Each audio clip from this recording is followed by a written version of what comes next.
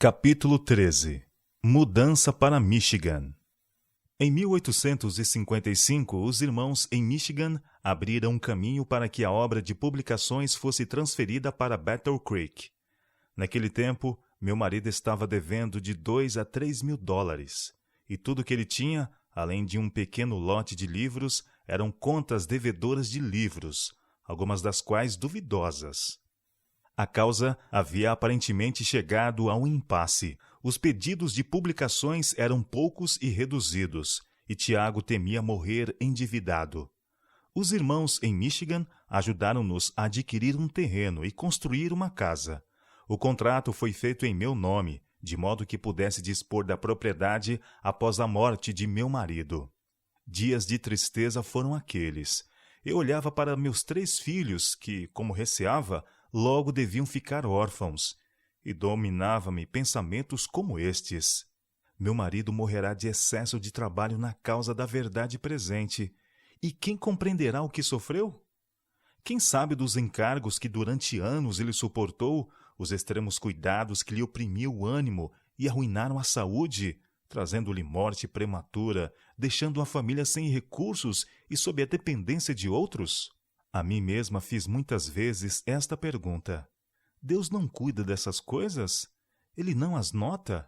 Fiquei consolada por saber que há alguém que julga retamente, e que cada sacrifício, cada ato de abnegação e cada transe angustioso sofrido por sua causa é fielmente registrado no céu e terá o seu galardão. O dia do Senhor declarará e trará à luz coisas que ainda não são manifestas. Foi-me revelado que era desígnio de Deus reerguer gradualmente meu marido, que deveríamos exercer uma forte fé, pois em cada esforço deveríamos ser esmurrados terrivelmente por Satanás, que não devíamos olhar as aparências, mas crer. 3 vezes ao dia recorríamos a Deus e nos entregávamos à oração fervorosa pelo restabelecimento de sua saúde.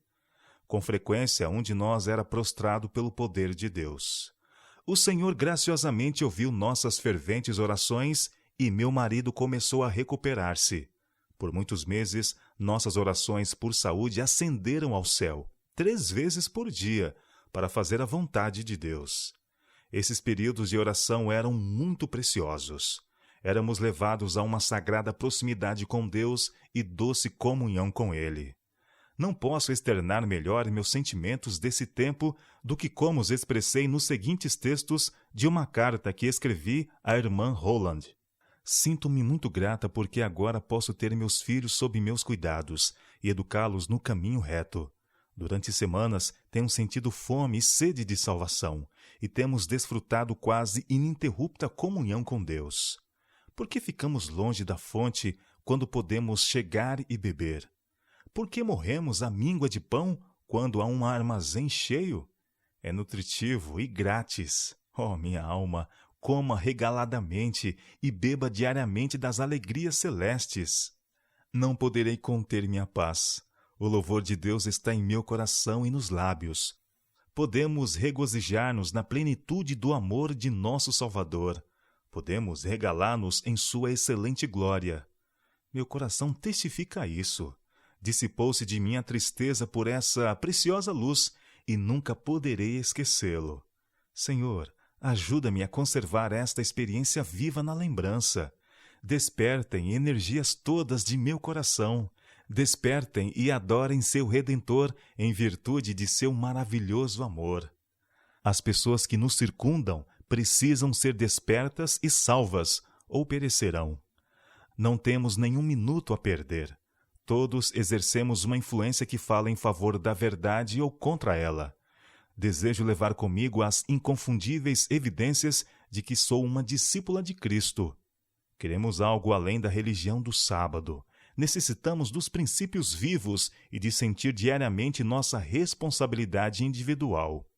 Isso é evitado por muitos e seu resultado é descuido, indiferença, falta de vigilância e espiritualidade. Onde está a espiritualidade da igreja? Somos homens e mulheres cheios de fé e do Espírito Santo? Minha oração é: purifica a tua igreja, ó Deus. Por meses, Fruí plena liberdade e estou determinada a ordenar minha conversação e corrigir todos os meus caminhos diante do Senhor. Nossos inimigos podem triunfar, podem falar palavras amargas e sua língua forjar calúnia, engano e falsidade. Contudo, não seremos abalados. Sabemos em quem temos crido. Não temos corrido em vão, nem trabalhado inutilmente. Aproxima-se um dia de ajuste de contas, em que todos serão julgados segundo o que houverem feito no corpo. É verdade que o mundo é tenebroso. A oposição pode tornar-se forte. O nécio e o escarnecedor podem tornar-se ousados em sua iniquidade. Entretanto, nada disso nos moverá o ânimo, mas nos apoiaremos no braço do Todo-Poderoso, em busca de forças. Deus está peneirando o seu povo. Ele terá uma igreja pura e santa. Não podemos ler o coração do homem, mas o Senhor providenciou meios para manter sua igreja pura. Tem surgido pessoas corrompidas que não poderiam viver com o povo de Deus. Elas desprezaram a reprovação e não gostavam de ser corrigidas. Tiveram oportunidade de reconhecer que sua conduta era injusta. Tiveram tempo para arrepender-se de seus erros, mas o eu lhes era muito caro para morrer. Elas o acariciaram e fortaleceram e se separaram do fiel povo de Deus, a quem ele está purificando para si mesmo. Todos temos razões para agradecer a Deus por ele ter aberto um caminho para salvar a igreja. A ira de Deus cairá sobre nós se esses corruptos pretensiosos permanecerem em nosso meio. Cada pessoa sincera que for enganada por esses descontentes receberá verdadeira luz a respeito deles. Cada anjo do céu há de visitá-la e iluminar sua mente. Não temos a temer a esse respeito. Quanto mais próximo do juízo, todos manifestarão seu verdadeiro caráter, e se tornará claro a que partido pertencem. O peneiramento está em curso. Não venhamos a dizer, detém tua mão, ó Deus. A igreja precisa ser purificada, e isso acontecerá. Deus reina. Que seu povo o louve. Não tenho sequer o mais leve pensamento de esmorecer. Tenciono ser justa e agir justamente. O juízo está para ser iniciado e os livros abertos. Seremos julgados de acordo com nossas obras. Todas as falsidades que possam lançar contra mim não me fazem qualquer mal nem bem, a não ser levar-me mais perto de meu Redentor. O Senhor começou a virar nosso cativeiro, desde o tempo em que nos mudamos para Battle Creek. Encontramos amigos em Michigan que simpatizavam conosco e estavam dispostos a participar de nossos encargos e suprir nossas necessidades. Velhos e experimentados amigos no centro do estado de Nova York e na Nova Inglaterra, especialmente em Vermont, simpatizavam conosco em nossas aflições e estavam prontos a ajudar-nos em tempos angustiosos. Na Assembleia de Battle Creek, em novembro de 1856, Deus atuou em nosso favor. A mente de seus servos foi dirigida à questão dos dons da igreja. Se o desagrado divino esteve sobre seu povo por causa dos dons que haviam sido negligenciados e menosprezados, havia agora uma feliz perspectiva de que seu sorriso aprovador novamente estaria sobre nós, que ele graciosamente restauraria os dons que permaneceriam na igreja para animar o coração desfalecido e advertir e corrigir os errantes. Nova vida foi dada à causa e o sucesso seguia o trabalho de nossos pregadores. Foram recebidos pedidos de leitura e esta mostrou-se ser exatamente o que a causa exigia. O mensageiro da verdade logo sucumbiu e dispersaram-se os espíritos discordantes que por meio dele falavam. Meu marido pôde pagar todas as suas dívidas. A sua tosse cessou, bem como a dor e a sensibilidade dos pulmões e garganta, e ele gradualmente recuperou a saúde, de maneira que podia pregar 3 vezes aos sábados e aos domingos, com facilidade. Essa maravilhosa obra na restauração de sua saúde proveio de Deus, e a ele pertence toda a glória. Quando meu marido ficou muito fraco, antes de nossa mudança de Rochester, desejou ver-se livre da responsabilidade da obra de publicações. Ele propunha que a igreja ficasse responsável pelo trabalho e constituísse uma comissão de publicações, e que ninguém ligado ao escritório obtivesse qualquer benefício financeiro disso, além dos salários recebidos por seu trabalho. Embora o assunto fosse repetidamente apresentado à sua consideração, nossos irmãos não tomaram nenhuma atitude a respeito até 1861. Até essa época, meu marido tinha sido proprietário legal da casa publicadora e o único administrador da instituição.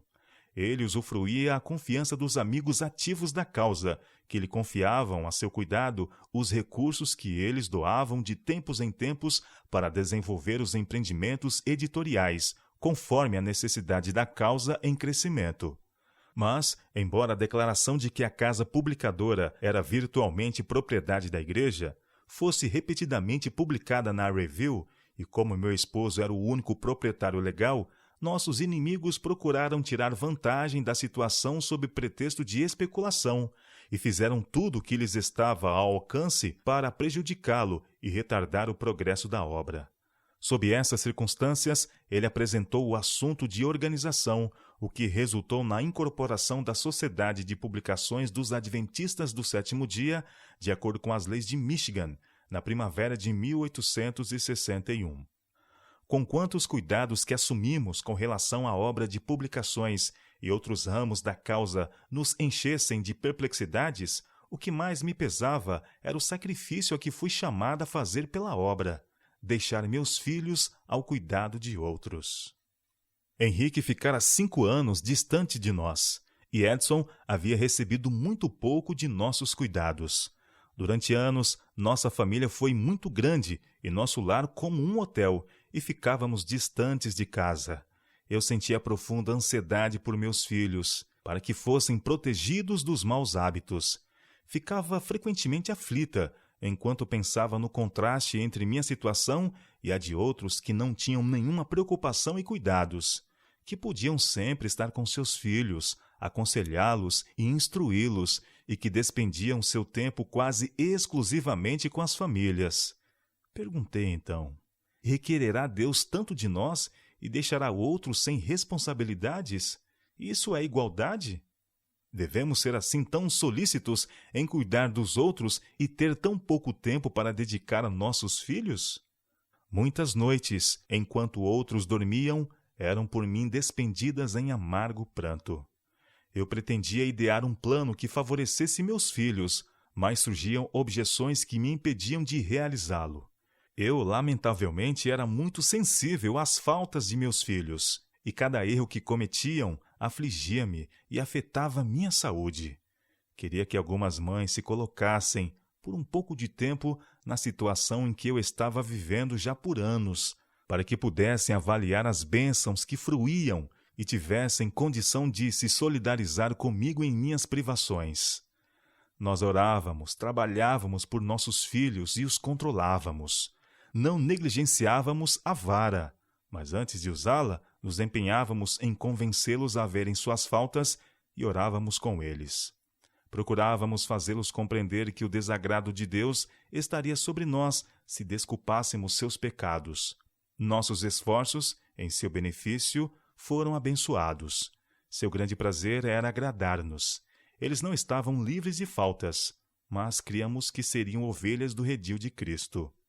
Em 1860, a morte se deteve sobre nossa casa e rompeu o mais jovem ramo da árvore de nossa família. O pequeno Herbert, nascido em 20 de setembro de 1860, morreu em 14 de dezembro do mesmo ano. Quando aquele tenro ramo se quebrou, nosso coração sangrou, e ninguém mais podia compreender-nos, senão aqueles que depuseram seus pequeninos na sepultura. Mas, quando o nosso nobre Henrique morreu, com 16 anos de idade, quando o nosso doce cantor desceu ao túmulo e não mais ouvimos seus cânticos matutinos, nosso lar ficou vazio. Meu marido, eu e meus 2 filhos restantes sentimos de modo muito agudo o golpe. Mas Deus confortou-nos em nosso luto, e com fé e ânimo retomamos a obra que Ele nos havia dado, com a esperança de reencontrar nossos filhos, então tragados pela morte, em um mundo onde a doença e a morte não existirão. Em agosto de 1865, meu marido foi acometido de paralisia. Esse foi um duro golpe, não apenas para mim e meus filhos, mas para a causa de Deus. As igrejas foram impedidas dos trabalhos de meu marido e dos meus. Satanás triunfou quando viu a obra de Deus assim obstruída. Mas, graças a Deus, porque Ele não permitiu que fôssemos destruídos. Após ficarmos afastados do trabalho ativo por 15 meses, ousamos, uma vez mais, reiniciar o trabalho nas igrejas. Havendo-me convencido de que meu marido não se recuperaria de sua prolongada doença enquanto permanecesse inativo e de que havia chegado o tempo de sair e dar meu testemunho ao povo, decidi fazer uma viagem pela região norte de Michigan, com meu marido em sua condição de extrema debilidade e sob o inclemente frio invernal. Requeria não pequeno grau de coragem moral e fé em Deus tomar essa decisão de arriscar tanto. Mas eu sabia que tinha uma obra a fazer e me parecia que Satanás estava determinado a conservar-me afastada dela. Eu havia esperado intensamente que nosso cativeiro fosse mudado e temia que vidas preciosas pudessem perder-se pela demora. Permanecer mais tempo distanciada do campo de trabalho era para mim pior do que a morte, e devíamos pôr-nos em ação para não perecer. Assim, em 19 de dezembro de 1866, deixamos Battle Creek sob uma tempestade de neve, rumo ao Wright, Michigan.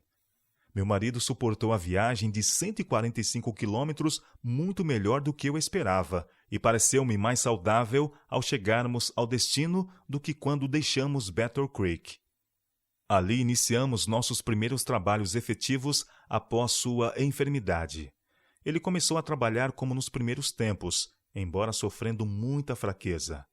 Ele pregava por 30 ou 40 minutos no sábado pela manhã e no primeiro dia da semana, enquanto eu ocupava o restante do tempo e falava às tardes por cerca de 1h30.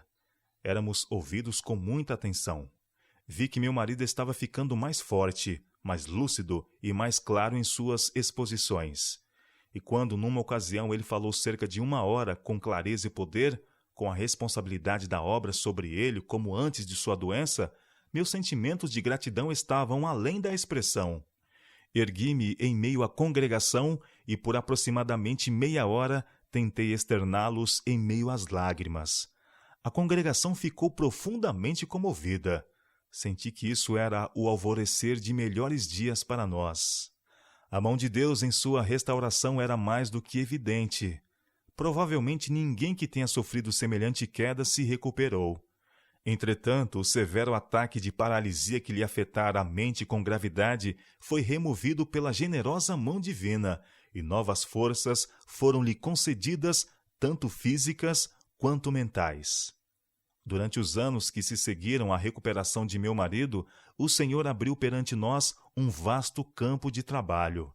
Embora no início eu subisse timidamente a plataforma para falar, entretanto, a providência de Deus abriu-me caminho e eu tinha confiança para apresentar-me confiantemente perante grandes auditórios.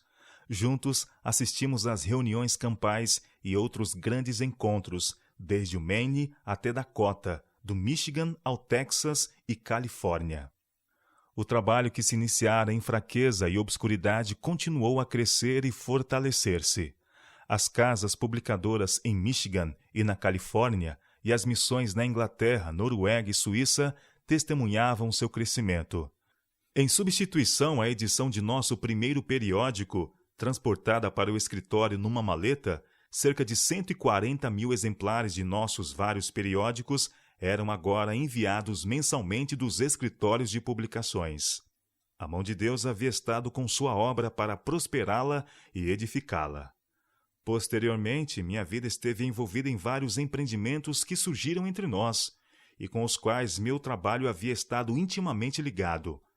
Para o desenvolvimento dessas instituições, meu marido e eu trabalhamos com a pena e a voz. Falar, mesmo que brevemente, sobre a experiência desses ativos e ocupados anos excederia os objetivos deste livro.